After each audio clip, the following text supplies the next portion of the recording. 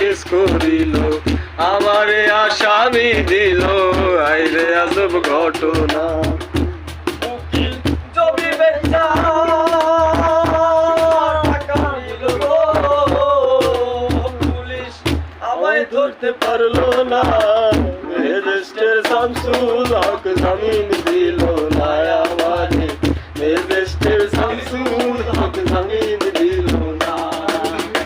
Jail হবে না ফাঁসি হবে গো আমার, জেল হবে না ফাঁসি হবে গো আমার, উকিলে তো বইতো না, ম্যাজিস্ট্রেট শামসুল হক জামিন দিল।